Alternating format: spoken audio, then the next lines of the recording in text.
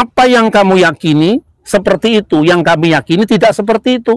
Tapi mari kita hidup berdampingan, merayakan perbedaan. Kalau bagi saya, Yesus itu Mesias. Mesias itu nabi, imam, raja. Karena dia menggenapi nubuat mesianik sebagai Mesias raja, maka disebut dia Adonai, Tuhan. Orang lain tidak ngerti maknanya Tuhan itu langsung tiada Tuhan selain Allah. Lalu itu mengukur agama orang lain dari ukurannya dia. Ini tidak boleh terjadi dalam hubungan dialog kita di Indonesia.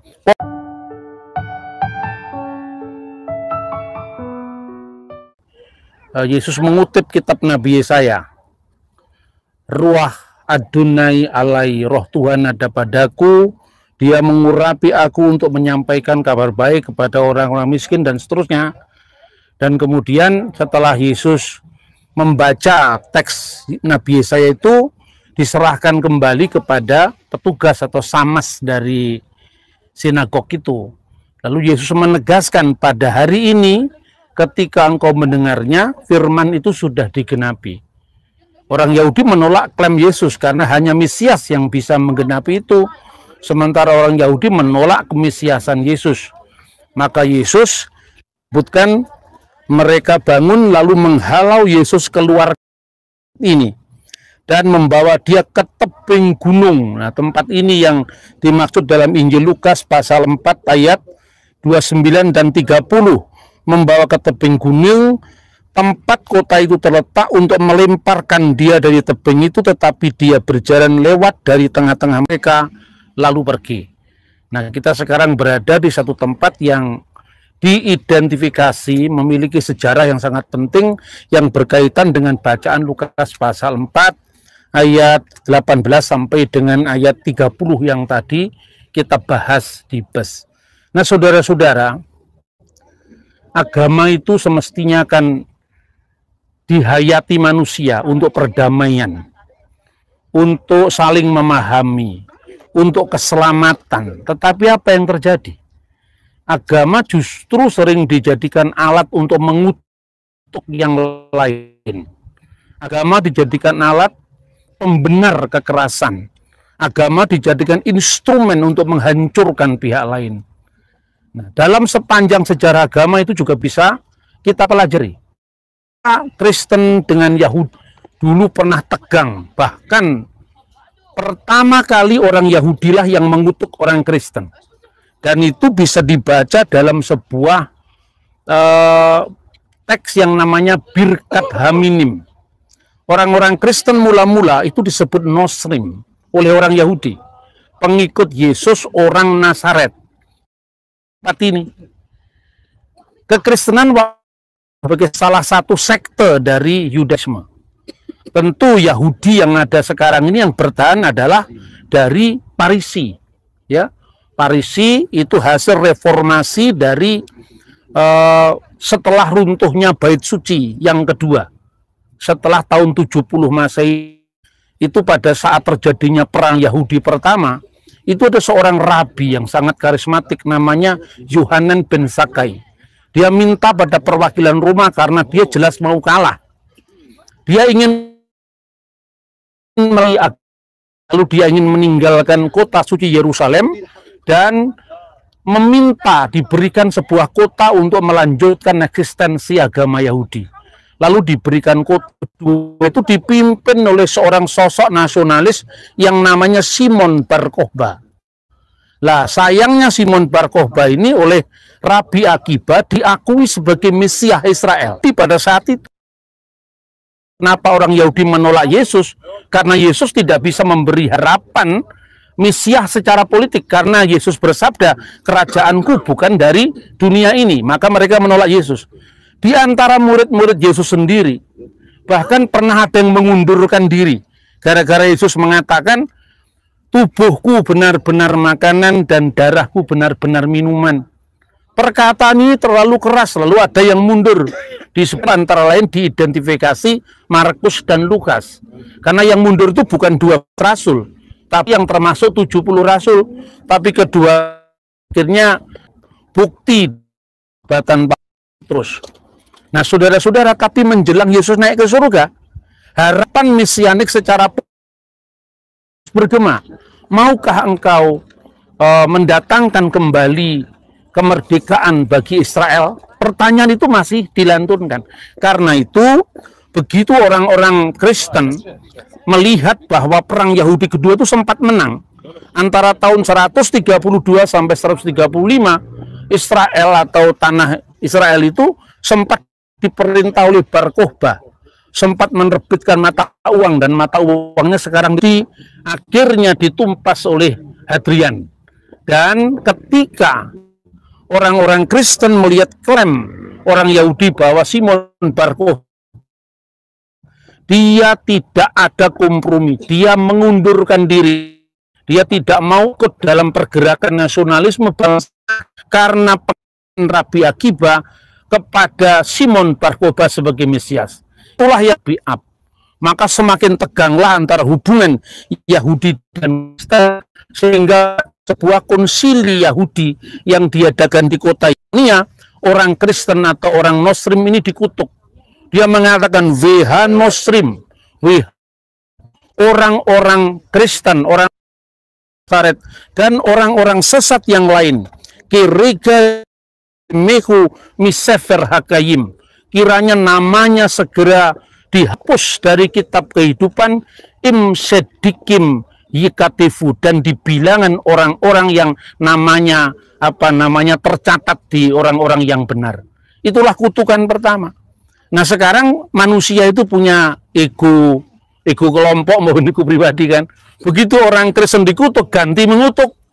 Makanya kutukan terhadap orang Yahudi itu ada dua. Yang pertama disebut deisidium, Yahudi pembunuh Tuhan, Yahudi pembunuh Kristus. Dan yang kedua, Yahudi pengkhianat. Dua stigma ini membalas kutukan Yahudi tadi.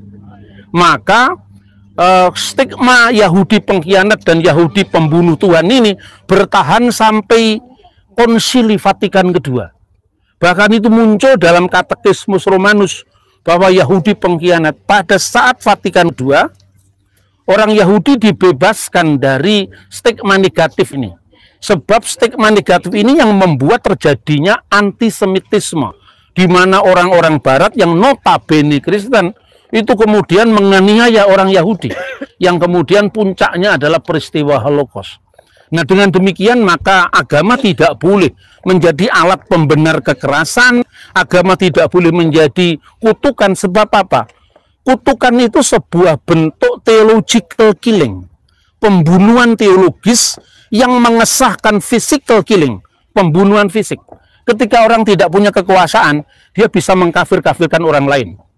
Tapi begitu dia punya kekuasaan, yang kafir harus disingkirkan. Karena hanya kami yang berhak hidup, karena kami ini adalah kekasih-kekasih Tuhan, agama yang diridhoi Tuhan, dan seterusnya. Maka ini saudara-saudara, kita mesti hati-hati menjaga iman kita, agar iman kita tidak jatuh menjadi sebuah gerakan ekstrim yang kemudian menimbulkan dehumanisasi, pemandulan kemanusiaan. Nah, ketika Yahudi dibebaskan dari stigma negatif ini, menariknya banyak umat Islam yang protes. Maka ketika Bung Karno, presiden yang kita banggakan, sebagaimana orang Mesir membanggakan Gamal Abdul Nasir, itu baru diberi penghargaan di Roma sebagai presiden dari rakyat bangsa yang mayoritas Muslim, yaitu Indonesia. Ketika Bung Karno tiba di Kairo, ya, dari Vatikan, koran-koran lokal di Kairo, antara lain Al-Ahram, itu mengeluh-elukan Bung Karno. Juara untuk kepentingan Timur Tengah telah tiba. Supaya harapannya Bung Karno bisa mendesak Vatikan untuk mengubah stigma itu kembali diterapkan pada Yahudi. Ini pelajaran bagi kita. Agama itu kalau sudah diliputi dengan kebencian, lupa ayatnya, lupa teologi yang sebenarnya. Bukankah Islam itu menolak penyaliban Yesus? Bukankah Islam dengan wahyu yang diyakini mengatakan wa ma qataluhu wa ma shalabuhu walakin subihalahum? Mereka tidak membunuhnya, mereka tidak menyalibnya, melainkan yang disamarkan bagi mereka. Saya tidak mau campur tangan dalam urusan tafsir agama lain, Tapi intinya umat Islam kebanyakan tidak mengakui penyaliban Yesus, sekalipun peristiwa salibnya Yesus itu peristiwa historis yang tidak hanya tercatat dalam Alkitab, tapi juga dicatat dalam data-data sejarah sejaman. Nah, ini menjadi pelajaran ya, bahwa kita ini punya iman, punya teologi, tapi kalau diliputi oleh politik, kita lupa ajaran kita. Ini contohnya, Islam menolak penyaliban Yesus, tapi ketika Yahudi mau dibebaskan dari stigma pembunuh Kristus, nah ini tidak cocok seperti itu. Nah, karena itu satu pelajaran yang kita bisa ambil dari Nazaret. Ketika Yesus mau didorong ke jurang ini, artinya apa? Itu sebuah kesewenang-wenangan teologis. Karena berbeda dengan dia, maka dia harus musnah. Ingat, pembunuhan, termasuk pembunuhan fisik puncaknya, itu selalu diawali dengan pembunuhan teologis. Pembunuhan hak hidup orang lain yang berkeyakinan beda dengan kita. Ini menjadi pelajaran kita, maka kita punya Bhinneka Tunggal Ika, Tanhana Dharma Mangrua. Berbeda-beda itu satu, kebenaran itu tidak mendua. Kita bisa memilih kebenaran yang kita yakini, tetapi kita harus memberi ruang, memberi tempat bagi orang lain untuk merayakan imannya, merayakan perbedaan itu dalam suasana pro-eksisten satu dengan yang lain. Nah, maka pelajaran yang penting kita ambil dari kitab suci, ada dua pendekatan dalam hubungan agama-agama. Pertama, pendekatan polemik. Kedua, pendekatan dialog teologis.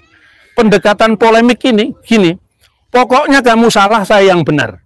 Karena saya yang benar, kamu tidak punya hak hidup, hanya saya yang punya hak hidup. Makanya begitu kemarin beberapa saat lalu ya, ada orang pergi jalan salib di kemarin yang kita lewati di Yerusalem, itu ada orang Yahudi yang meludah di situ, langsung viral di Indonesia. Kenapa orang Kristen membacak Tauratnya Yahudi, Yesusnya disalib, bahkan dilecehkan sama orang Yahudi? Kenapa di Alkitab tetap ada kata Israel? Lah memang kata Israel ada dalam Alkitab, tapi bukan berarti kita selalu membela Israel politik kan? Tapi ini pola pikir yang menurut saya, pola pikir yang sifatnya polemik tadi. Kalau dialog teologis tidak. Apa yang kamu yakini seperti itu, yang kami yakini tidak seperti itu. Tapi mari kita hidup berdampingan, merayakan perbedaan. Kalau bagi saya, Yesus itu Mesias. Mesias itu nabi, imam, raja. Karena dia menggenapi nubuat mesianik sebagai Mesias raja, maka disebut dia Adonai, Tuhan. Orang lain tidak ngerti maknanya Tuhan itu langsung tiada Tuhan selain Allah. Lalu itu mengukur agama orang lain dari ukurannya dia. Ini tidak boleh terjadi dalam hubungan dialog kita di Indonesia. Pokoknya orang lain salah, hanya kami yang benar, orang lain tidak punya hak hidup. Makanya merayakan Natal harus dilarang, membangun gereja harus izin karena ini kampungnya bukan kampung Kristen. Hal-hal seperti ini menodai kebenekaan kita. Karena itu politik ya, pelajaran yang berikutnya kadang-kadang kalau sudah diagamakan itu parah sekali. Lah karena hubungan yang di Israel itu kebetulan ada hubungan historis yang cukup tegang tadi. Yahudi mengutuk Kristen lewat birkat haminim, Kristen membalasnya dengan Yahudi pengkhianat, Yahudi pembunuh Yesus tadi, dan langsung dipukul rata. Itu pola pikir polemik kan begitu, dipukul rata. Yahudi pembunuh Tuhan, padahal Nikodemus juga Yahudi, Yusuf Arimatea juga Yahudi, 12 rasul juga Yahudi. Apakah kalau Yahudi salah satu kemudian salah semua? Apabila Palestina salah satu kemudian salah semua? Ini cara pikir yang mengeneralisir, yang tidak dibenarkan dalam konteks dialog yang menghormati keberadaan pihak lain. Nah, kalau di Israel ada orang jalan salib yang meludah, tidak semua orang Yahudi meludah, dan pemerintah sudah menindak tegas mereka yang melecehkan simbol agama orang lain. Karena itu yang membuat wisata ini tidak jalan kan. Kalau tidak jalan seperti kita lihat sekarang.